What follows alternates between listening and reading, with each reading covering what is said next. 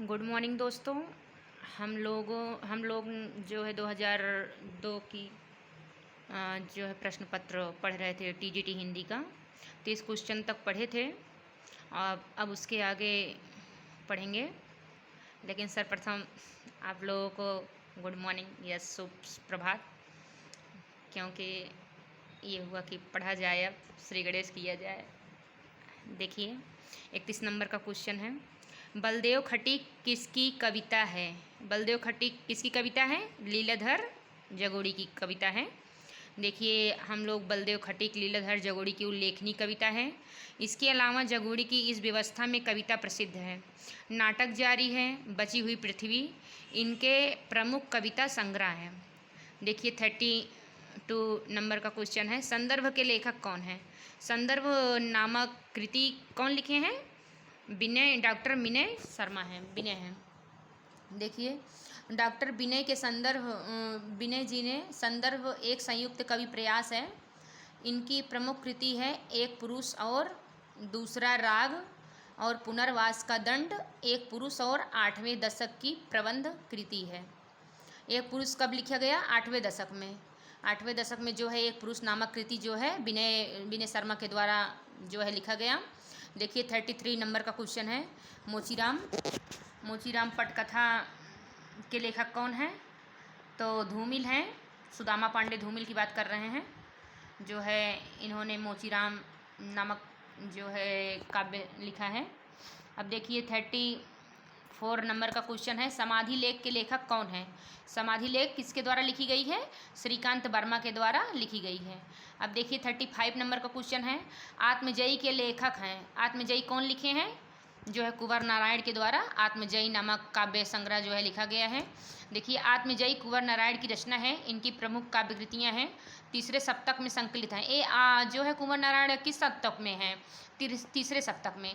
वैसे तार सप्तक जो है 4 होते हैं, तार सप्तक, फिर दूसरा तार सप्तक, फिर तीसरा तार सप्तक और चौथा तार सप्तक। जो है सप्तक में 7 कवियों का संग्रह होता है। 7 कवियों द्वारा लिखे गए काव्य संग्रहों का जो है संकलन होता है, उसी को हम तार सप्तक कहते हैं। और तार सप्तक में संकलित कविताएं हैं चक्रव्यूह, परिवेश, हम तुम, आमने सामने तथा कोई दूसरा नहीं। ये किसका है? कुंवर नारायण का है। और देखिए 36 नंबर का क्वेश्चन है, ठंडा लोहा के रचनाकार कौन है? ठंडा लोहा रचना किसकी है? ये धर्मवीर भारती की है। ठंडा लोहा के रचनाकार धर्मवीर भारती हैं। इनकी अन्य रचनाएं हैं अंधा युग, 7 गीत वर्ष, कनुप्रिया, सपना अभी भी, गुनाहों का देवता, सूरज का 7वां घोड़ा, चांद और टूटे हुए लोग, बंद गली का आखिरी मकान। ये किसके हैं? धर्मवीर भारती के जो है काव्य संग्रह हैं। देखिए फिर से देख लीजिए, क्योंकि ये महत्वपूर्ण कवि हैं, क्योंकि इनके बारे में क्वेश्चन आते ही आते हैं यूपी टीजीटी की या पीजीटी में जो है एलटीजी ऐसी, मतलब किसी में भी आप यदि जीडीसी वगैरह एग्जाम दे रहे हैं उसमें भी ये काम आएगा। ये नहीं है कि स्पेशली टीजीटी के लिए ही है, क्योंकि क्वेश्चन कहाँ से पूछ लिया जाए कुछ पता नहीं रहता है। इसलिए आप जो है एक एक क्वेश्चन जो है लिखते भी चलिए, नोट्स बनाते चलिए, तो अच्छी तैयारी हो जाएगी। देखिए ठंडा लोहा के रचनाकार धर्मवीर भारती हैं। इनकी अन्य प्रमुख रचनाएं हैं अंधा युग, 7 गीत वर्ष, कनुप्रिया, सपना अभी भी, गुनाहों का देवता, सूरज का 7वां घोड़ा, चांद और टूटे हुए लोग, बंद गली का आखिरी मकान। इनके जो है प्रमुख रचनाएं हैं। देखिए 37 नंबर का क्वेश्चन है, किसान के रचनाकार कौन है? किसान नामक काव्य कृति कौन लिखे हैं? मैथिली शरण गुप्त। मैथिली शरण गुप्त जो साकेत लिखे हैं जो है वही मैथिली शरण गुप्त हैं, जो छायावादी द्विवेदी युग के कवि हैं। किसके? द्विवेदी युग के कवि मैथिली शरण गुप्त हैं। देखिए इनके बारे में हम लोग जानते हैं। किसान के रचनाकाल मैथिली शरण गुप्त हैं। इनकी अन्य काव्य रचनाएं हैं रंग में भंग, जयद्रथ वध, भारत भारती, पंचवटी, झंकार, मंगल घट, नहुस आदि हैं। किनका? ये मैथिली शरण गुप्त जो द्विवेदी युग के कवि हैं, तो जिन्होंने साकेत लिखा है। ये भारत भारती जो है राष्ट्रवादी कविता, इनका जो है काव्य संग्रह है। ये पंचवटी, झंकार, मंगल घट, नहुस, जयद्रथवध, रंग में भंग जो है इनकी प्रमुख काव्य कृति है। किसकी? मैथिली शरण गुप्त की। देखिए 38 नंबर का क्वेश्चन है, सरस्वती पत्रिका के संपादक कौन है? सरस्वती नामक पत्रिका कौन लिखे थे? मतलब किसके संपादक? इसके संपादक कौन है? महावीर प्रसाद द्विवेदी। जो है महावीर प्रसाद द्विवेदी 1903 से लेकर 1920 तक जो है ये सरस्वती का संपादन इन्होंने किया। और इन वैसे महावीर प्रसाद द्विवेदी जी ने जो है आदिकाल उसमें क्या कहते हैं खड़ी बोली का जो है प्रचार प्रसार तेजी से किए थे। और देखिए हम लोग इनके बारे में जान लेते हैं। सरस्वती पत्रिका का प्रकाशन सन 1900 ईस्वी में प्रारंभ हुआ। 1903 ईस्वी में आचार्य महावीर प्रसाद द्विवेदी ने सरस्वती पत्रिका का संपादन भार संभाला। कब? 1903 ईस्वी से 1920 ईस्वी तक जो है महावीर प्रसाद द्विवेदी जो है कार्यभार ये सरस्वती पत्रिका का संपादन का कार्यभार जो है संभाले। वैसे तो सर्वप्रथम सुंदरदास थे, जो है श्याम सुंदर दास थे, उसके बाद महावीर प्रसाद द्विवेदी, और भी कई कवि जो है इसका संपादन किए थे। देखिए 39 का क्वेश्चन है, शेखर जोशी की रचना है। शेखर जोशी कौन लिखे हैं? शेखर जोशी की रचना कौन सी है? इसमें मकान है कि हत्यारे हैं, कोसी का घटवार है, इसमें से कोई नहीं। ये जो कोसी का घटवार है, कोसी का घटवार नामक काव्यकृति जो है शेखर जोशी के द्वारा लिखी गई है। देखिए शेखर जोशी की रचना कोसी का घटवार इनकी रचनाएं हैं। देखिए इनकी अन्य रचनाएं शेखर जोशी के बारे में हम लोग पढ़ते हैं। दज्जू, बदबू, हलवाहा आदि काव्यकृति जो है शेखर जोशी की है। ये भी महत्वपूर्ण कवि हैं क्योंकि इनके बारे में जो है 2016 या 19 वाले टीजीटी के पेपर में वैसे भी आया था। देखिए रिपीट हो गया था। शेखर जोशी की रचना है कोसी का घटवार। देखिए प्रयाग 40 नंबर का क्वेश्चन है, प्रयाग रामागमन के लेखक कौन हैं? प्रयाग रामागमन किसके द्वारा लिखी है? प्रेमधन के द्वारा। प्रेमधन बद्री नारायण चौधरी प्रेमधन हैं। इन्होंने जो है प्रयाग रामागमन नामक काव्यकृति जो है लिखे हैं, रचना की है। प्रयाग रामागमन के लेखक बद्री नारायण चौधरी प्रेमधन हैं। इनकी अन्य रचनाएं हैं भारत सौभाग्य, जीर्ण जनपद आदि। प्रेमधन ने आनंद कादम्बनी नामक पत्रिका तथा नागरी नीरद नामक पत्र भी निकाले थे। अब देखिए 41 नंबर का क्वेश्चन है, मधुमालती के रचनाकार हैं। मधुमालती किसके द्वारा लिखी गई है? ये मंझन के द्वारा लिखी गई है। मधुमालती के रचनाकार मंझन हैं। मधुमालती में मनोहर और मधुमालती के समांतर प्रेमा और ताराचंद्र की प्रेम कथा चलती है। कुतुबन ने मृगावती नामक रचना की और जायसी ने पद्मावत तथा मुल्ला दाऊद ने चंदायन की रचना की। ये सब जो है सूफी कवि हैं। जब भक्ति काल आप पढ़ेंगे तो भक्ति काल जो है दो धारा में पहले बढ़ता है। काव्य धारा में पहले निर्गुण होता है, फिर सगुण होता है, फिर उसके भी दो धाराएं हो जाती हैं। सगुण के अंतर्गत जो है राम भक्ति शाखा और कृष्ण भक्ति शाखा चलता है। अगर आप जो है निर्गुण काव्य धारा पढ़ेंगे तो उसमें जो है संत काव्य धारा और सूफी काव्य धारा दो चलती हैं। तो जो सूफी काव्य धारा है उसी के अंतर्गत ये कवि ये आते हैं, जो है जैसे क्या नाम है, मधुमालती की रचनाकारी मंझन है, मनोहर, और इसमें ये जो है इनके द्वारा ये चलती है जिनकी रचना है। इस रचना में जो नायक नायिका हैं उनके बारे में बताया गया है। नायिका मधुमालती है और मनोहर जो है नायक है।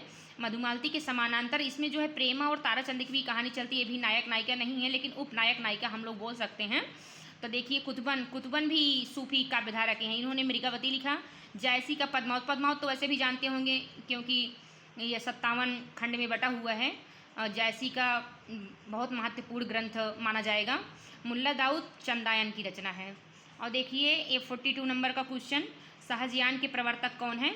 सहजयान, ये देखिए आदिकाल से पूछ लिया गया है क्वेश्चन। ऐसा मत मानिए कि आपको केवल बस यही पढ़ना है, क्योंकि जब आप question paper previous year solve करते हैं तो उससे हमको ये अनुमान लगता है कि हमको क्वेश्चन कहाँ से पूछा जा रहा है। देखिए क्वेश्चन भक्ति काल का है, तो ये भक्ति काल का है, तो इधर देखिए आदिकाल से पूछ लिया गया है। तो इसलिए हमको हिंदी साहित्य का इतिहास लगभग उससे तो 50 से 60% क्वेश्चन हमारा कवर हो जाता है।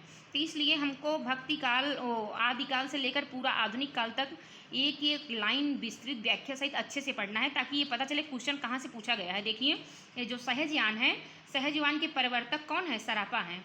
सरापा सिद्ध साहित्य में आते हैं। ये सरापा जो है पहले कवि भी माने जाते हैं। आदिकाल के पहले कवि सरहपा के नाम से जाने जाते हैं। वही सरहपा हैं जो सहजयान के प्रवर्तक के रूप में जाने जाते हैं। देखिए 43 नंबर का क्वेश्चन, विश्वामित्र नाटक के लेखक हैं। विश्वामित्र नामक नाटक कौन लिखे हैं? उदय शंकर भट्ट। उदय शंकर भट्ट के द्वारा विश्वामित्र नामक नाटक की रचना उदय शंकर भट्ट ने की। देखिए उदय शंकर भट्ट का विश्वामित्र पौराणिक आधार पर लिखा गया रीति नाटक है। कैसा नाटक है? रीति नाटक है।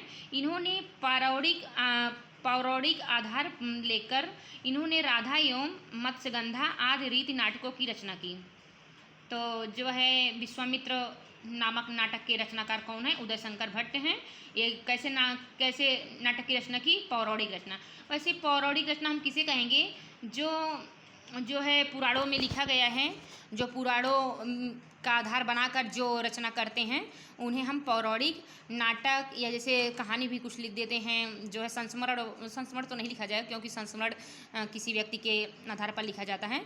तो जो है उदय शंकर भट्ट ने जो है विश्वामित्र नामक नाटक की रचना की है। तो देखिए शिव साधना नाटक किसका है? शिव साधना नामक नाटक किसका है? तो हरिकृष्ण प्रेमी का है ये। हरिकृष्ण प्रेमी जो है शिव साधना नामक नाटक की रचना की। और देखिए हम लोग हरिकृष्ण प्रेमी के बारे में पढ़ेंगे। देखिए हरिकृष्ण प्रेमी का शिव साधना छत्रपति शिवाजी के जीवन पर आधारित नाटक है। किसके आधार पर लिखा गया है? जो छत्रपति शिवाजी हैं इनके आधार पर जो है शिव साधना नामक नाटक की रचना कौन की है? हरिकृष्ण प्रेमी ने की है। प्रेमी ने नाटकों के कथोपकथन स्वाभाविक हैं। ये कोई ऐसा नहीं माना जाएगा किसी का नकल किया हुआ है या किसी के आधार पर बनाए हैं। ये स्वाभाविक है, उन्होंने स्वयं इसकी रचना की है। इनका एक अन्य नाटक भी रक्षाबंधन है। हरिकृष्ण प्रेमी द्वारा लिखा गया रक्षाबंधन, ये भी रक्षाबंधन नामक नाटक रचना है, जो कि एक हिंदू मुस्लिम की एकता के बारे में दर्शाता है रक्षाबंधन, क्योंकि जो इसमें वो हैं क्या कहते हैं, हिंदू मुस्लिम की एकता दिखाया गया है रक्षाबंधन नाटक में। तो इसके आगे देखिए 45 नंबर का क्वेश्चन है, जन्मेजय का नागयज्ञ के लेखक कौन हैं? ये जयशंकर प्रसाद जी हैं। जन्मेजय का नागयज्ञ कौन लिखे हैं? जयशंकर प्रसाद। देखिए जन्मेजय का नागयज्ञ के लेखक प्रसाद जी हैं। इनके अन्य प्रसिद्ध नाटक हैं सज्जन, कल्याणी, परिणय, करुणालय, प्रायश्चित, राज्यश्री, विशाख, अजातशत्रु, कामना, स्कंदगुप्त, एक घूट, चंद्रगुप्त, ध्रुवस्वामिनी आदि हैं। देखिए फिर से देख लीजिए, क्योंकि ये महत्वपूर्ण रचनाकार हैं जयशंकर प्रसाद, क्योंकि इनको छायावादी कवि के प्रवर्तक के रूप में जाना जाता है जयशंकर प्रसाद को। देखिए जन्मेजय का नागयज्ञ के लेखक प्रसाद जी हैं। इनके अन्य प्रसिद्ध नाटक हैं सज्जन, कल्याणी, परिणय, करुणालय, प्रायश्चित, राज्यश्री, विशाख, अजातशत्रु, कामना, स्कंदगुप्त, एक घूट, चंद्रगुप्त, ध्रुवस्वामिनी आदि। अब देखिए 46 क्वेश्चन देखते हैं। गोदान उपन्यास। देखिए ये मत सोचिएगा कि क्वेश्चन मात्र जो है कहीं से भी पढ़ लिया जाए बिना पूरा सिलेबस कवर किए जो है आपको समझ में आएगा। लेकिन ये देखिए भक्ति काल से भी क्वेश्चन पूछा गया, आदिकाल से भी क्वेश्चन पूछा गया। इधर देखिए अगर आप गद्य साहित्य में आएंगे तो नाटक से भी पूछ लिया गया है। नाटक से 2 क्वेश्चन है। तो इधर देखिए जन्मेजय का नागयज्ञ लेखक, ये भी देखिए जो है नाटक है। उसके बाद गोदान देखिए उपन्यास से पूछ लिया गया है। उपन्यास विधा से देखिए एक एक विधा पढ़नी है। ये नहीं है कि बस केवल आदिकाल को क्या कहते हैं हिंदी साहित्य का इतिहास पढ़ लिए तो हो गया, ऐसा नहीं है। आपको हर सब्जेक्ट की तरफ जितना है सब पूरा पढ़ना है। देखिए गोदान उपन्यास है। गोदान उपन्यास कैसा उपन्यास है? यह यथार्थवादी उपन्यास है जो कि मुंशी प्रेमचंद के द्वारा लिखा गया है। अलंकार सिद्धांत के प्रवर्तक हैं। अब देखिए काव्य शास्त्र से क्वेश्चन उठा लिया गया है। यहाँ से देखिए अलंकार सिद्धांत के प्रवर्तक कौन है? भामा है। कौन है? भामा है। विप्रलब्ध श्रृंगार में वियोग की कितनी दशाएं मानी गई हैं? विप्रलब्ध श्रृंगार में जो है वियोग की कितनी दशाएं मानी गई हैं? 10 दशाएं मानी गई हैं। हिंदी के प्रथम गद्यकार हैं। हिंदी के प्रथम गद्यकार किसको माना जाएगा? लल्लू लाल को माना जाएगा। अब देखिए क्वेश्चन नंबर 50, कलाधर उपनाम से कविता लिखते थे। कौन लिखते थे कलाधर उपनाम से? जयशंकर प्रसाद। जयशंकर प्रसाद जो है कलाधर उपनाम से जो है कविता लिखते थे। देखिए 51 क्वेश्चन नहीं, हाँ ये पढ़ लिए। 51 क्वेश्चन देखिए, काव्य के विशिष्ट तत्व के रूप में ध्वनि शब्द का सर्वप्रथम प्रयोग किया। ध्वनि शब्द का सर्वप्रथम प्रयोग किसने किया था? आनंदवर्धन ने। ये भी काव्य शास्त्र से। देखिए काव्य शास्त्र से एक क्वेश्चन इधर पूछ लिया गया। रस भी काव्य शास्त्र के अंतर्गत आएगा। और देखिए ये 3 क्वेश्चन जो है अभी देखिए अभी तक में 50 या 51 क्वेश्चन के में जो है आप 3 या 4 क्वेश्चन काव्य शास्त्र से देख रहे हैं। देखिए ये देखिए 51 नंबर का क्वेश्चन है काव्य में विशेष। देखिए ये जो है ध्वनि शब्द का सर्वप्रथम प्रयोग किसने किया था? तो जो है आनंदवर्धन जो है ध्वनि शब्द का सर्वप्रथम प्रयोग किया। देखिए आनंदवर्धन के बारे में हम लोग जानेंगे। काव्य के विशिष्ट तत्व के रूप में ध्वनि शब्द का सर्वप्रथम प्रयोग 9वीं शताब्दी के मध्य में होने वाले कश्मीरी विद्वान, ये आनंदवर्धन कहाँ के थे? कश्मीर के थे। कश्मीरी विद्वान आनंदवर्धन ने युगांतकारी ग्रंथ ध्वन्यालोक, कौन सा? ध्वन्यालोक नामक ग्रंथ की रचना की, जो ध्वनि से संबंधित है। किससे? ध्वनि से संबंधित है ध्वन्यालोक। अब देखिए 52 नंबर का क्वेश्चन, जननी तू जननी भई विधि सन कछु न बसाए में कौन सा अलंकार है? जननी तू जननी भई विधि सन कछु न बसाए, इसमें जो है लाटा अनुप्रास है, क्योंकि वही जननी तू जननी भई, एक बार जननी दर्शाएगा फिर दूसरी बार जननी ही कह दिया जा रहा है, तो इसमें कौन सा अलंकार है? अनुप्रास अलंकार है। इस पंक्ति में लाटा अनुप्रास अलंकार है। इस पंक्ति में लाटा अनुप्रास अलंकार है जहाँ शब्दों या वाक्यों की आवृत्ति मीन्स क्या होता है? दोहराव होता है। जहाँ पर शब्दों या वाक्यों की आवृत्ति हो और उसका अर्थ भी एक ही हो। अर्थ क्या हो? एक हो। केवल अन्वय करने पर अर्थ बदल जाए, वहाँ लाटा अनुप्रास अलंकार होता है। कहाँ पर होता है? देखिए फिर से देख लीजिए, लाटा अनुप्रास अलंकार किसे कहेंगे? जैसे लाटा अनुप्रास इसको भी कहेंगे पुत्र कपूत तो का धन संचय, पुत्र सपूत तो का धन संचय, क्योंकि अगर आप उसका अन्वय करेंगे तो उसका अर्थ अलग अलग हो जाएगा। लेकिन अगर आप वैसे पढ़ रहे हैं तो पता चलेगा कि तो इसका अर्थ एक ही है, इसका अलग अलग नहीं है। तो उसी प्रकार देखिए इसमें भी है जननी तू जननी भई, ये देखिए शब्द वही है, उसका दोहराव हो रहा है, आवृत्ति हो रही है, लेकिन उसके अगर आप अन्वय करेंगे तो इसका अर्थ अलग हो जाएगा, क्योंकि यहाँ धिक्कार जा रहा है। जननी तू जननी भई, माता जब क्या कहते हैं कैकेयी के बारे में कहा जा रहा है, भरत कहते हैं कि जननी तू जननी भई, मतलब आप माता हैं तो लेकिन माता का आप जैसे एक माँ को होना चाहिए आप उस तरह नहीं हैं, उन्हीं के बारे में ये कह रहे हैं जननी तू जननी भई, धिक्कारते हुए कह रहे हैं। भरत जो है कैकेयी से कहते हैं धिक्कारते हुए। तो इसमें कौन सा अलंकार है? लाटा अनुप्रास है। लाटा अनुप्रास है। देखिए लाटा अनुप्रास किसे कहेंगे? इस पंक्ति में लाटा अनुप्रास अलंकार है जहाँ शब्दों या वाक्यों की आवृत्ति हो और उसका अर्थ भी एक ही हो, केवल अन्वय करने पर अर्थ बदल जाए, वहाँ लाटा अनुप्रास अलंकार होता है। देखिए 53 नंबर का क्वेश्चन है, धनंजय में समास है। धनंजय में हम किसे कहेंगे? धनंजय में समास है, बहुव्रीहि समास है। देखिए धनंजय में बहुव्रीहि समास है। अन्य पद प्रधान समास को बहुव्रीहि समास कहते हैं। इसमें दोनों पद किसी अन्य अर्थ को व्यक्त करते हैं और वे किसी अन्य संज्ञा की विशेषण की भांति कार्य करते हैं। धनंजय हम अर्जुन को कहते हैं, धनुषधारी अर्जुन जो हैं पारंगत थे धनुष चलाने में, धनुष बाण चलाने में, तो उन्हीं को हम क्या कहते हैं? धनंजय। देखिए बहुव्रीहि समास हम उसे कहेंगे जहाँ पर दोनों पद की प्रधानता न होकर किसी अन्य की प्रधानता होती है, किसी तीसरे की प्रधानता होती है, उसे हम बहुव्रीहि समास कहते हैं। जैसे देखा जाए तो क्या कहते हैं, दशानन है, दशानन 10 मुख वाला अर्थात रावण हो गया, तो उसे हम क्या कहेंगे? बहुव्रीहि समास में रखेंगे। जैसे वीणा पाड़ी हो गया, बीड़ा को धारण करने वाली अर्थात सरस्वती, तो इसमें बीड़ा पाड़ी, ये इसका अगर आप अर्थ निकालेंगे तो बीड़ा और पाड़ी, बीड़ा मीन्स बीड़ा जो एक यंत्र होता है, बजाने वाला वाद्य यंत्र है, और जो है पाड़ी मीन्स हाथ होता है। अगर आप उसका अन्वय करेंगे तो बीड़ा पाड़ी इसका अर्थ नहीं, लेकिन अगर जोड़कर उसको देखेंगे तो इसमें बीड़ा पाड़ी का अर्थ हो जाएगा सरस्वती। देखिए 54 नंबर का क्वेश्चन है, निम्नलिखित में से एक शब्द की वर्तनी अशुद्ध है। देखिए अशुद्ध वर्तनी इसमें कौन सी है? ये तीसरा वाला देखिए, कवित्री गलत लिखा है, क्योंकि कवित्री ऐसा होना चाहिए, ये शुद्ध है, कवइत्री होता है, ये कवित्री लिखा है ना, ये गलत है। इसमें थर्ड वाला गलत है। 54 नंबर का क्वेश्चन है।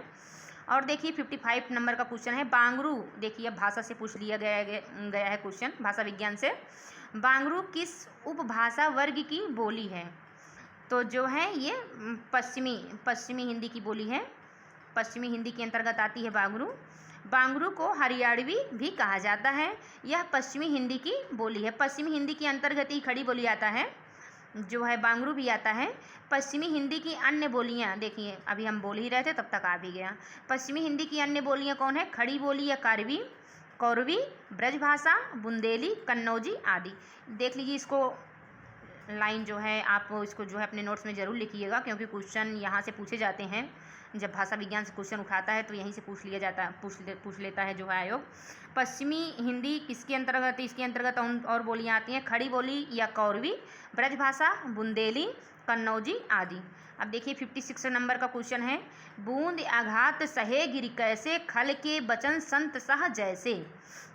इसमें जो है उदाहरण अलंकार है, बूंद आघात सहे गिर जैसे, खल के बचन संत सह जैसे। जो है दुष्ट व्यक्तियों की वाणी संत लोग वैसे ही सहन करते हैं, जिस प्रकार पर्वत के ऊपर पानी की बूंदें जो है बार बार गिरती रहती है, सहन करते हैं, उसी प्रकार जो दुष्ट व्यक्ति होते हैं उनके वचन जो अच्छे व्यक्ति होते हैं वो सुनते हैं, ऐसा इसमें कहा गया है। ये उदाहरण अलंकार है।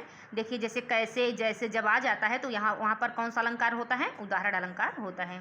देखिए 57 नंबर का क्वेश्चन है, वैराग्य संदीपनी के रचनाकार हैं। वैराग्य संदीपनी किसके द्वारा लिखी गई है? तुलसीदास के द्वारा लिखी गई है। वैराग्य संदीपनी तुलसीदास की रचना है। इनकी अन्य प्रमुख कृतियां हैं, रामलला नहछु, रामाज्ञा प्रश्नावली, जानकी मंगल, रामचरितमानस, पार्वती मंगल, कवितावली, गीतावली, कृष्ण गीतावली, विनय पत्रिका, बरवे रामायण, दोहावली तथा हनुमान बाहु। अब देखिए भक्तिकाल से ये भी क्वेश्चन उठा लिया गया है। भक्तिकाल से लगभग 4-5 क्वेश्चन हो गया। देखते रहिए कहाँ से कहाँ क्वेश्चन पूछा गया है, कैसे पूछा गया है। जो है ये 57 नंबर का क्वेश्चन है। अब इसके आगे देखिए 58 नंबर का क्वेश्चन, उर्मिला किसका प्रबंध काव्य है? उर्मिला किसके द्वारा लिखा गया है?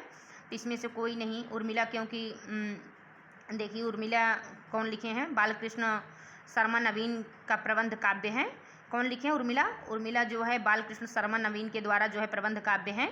नवीन जी की अन्य प्रमुख कृतियाँ हैं कुमकुम, रश्मि, इसमें तो दिया गया है बाल, अच्छा ये थर्ड वाला सही है मतलब उर्मिला किसका प्रबंध काव्य है? बालकृष्ण शर्मा नवीन का है। ये जो है गलत मान लिया गया था। उर्मिला बालकृष्ण शर्मा नवीन का प्रबंध काव्य है। नवीन जी अन्य प्रमुख कृतियाँ हैं कुमकुम, रश्मि रेखा, अपलक, क्वासी, विनोबा भावे, स्तवन, प्राणार्पण, हम बिस्पाई जन्म के आदि रचना जो है बालकृष्ण शर्मा नवीन की है। देखिए 59 नंबर का क्वेश्चन है, अपराजिता के लेखक हैं। अपराजिता किनके द्वारा लिखी गई थी? रामेश्वर शुक्ल अंचल के द्वारा लिखी गई थी। रामेश्वर शुक्ल अंचल के द्वारा जो है ये जो है अपराजिता नामक कृति लिखी गई है। देखिए रामेश्वर शुक्ल अंचल अपराजिता के लेखक हैं। वह मूलतः प्रेम और रोमांस के कवि हैं। रामेश्वर शुक्ल अंचल किसके कवि हैं? प्रेम एवं रोमांस के कवि हैं। मधुलिका, किरण बेला, करील, लाल चूनर, वर्षांत के बादल और विराम चिन्ह इनकी अन्य प्रमुख कृतियां हैं। किनके? रामेश्वर शुक्ल अंचल की जो है। देखिए 60 नंबर का क्वेश्चन है, रूपाभ के संपादक हैं। रूपाभ नामक काव्य कृति किसकी है? जो है पंत की है, से पत्रिका है। सन 1938 ईस्वी में पंत जी के संपादकत्व में रूपाभ का प्रकाशन हुआ। इसको भी हाईलाइट करिए, क्योंकि रूपाभ पूछा भी जा सकता है।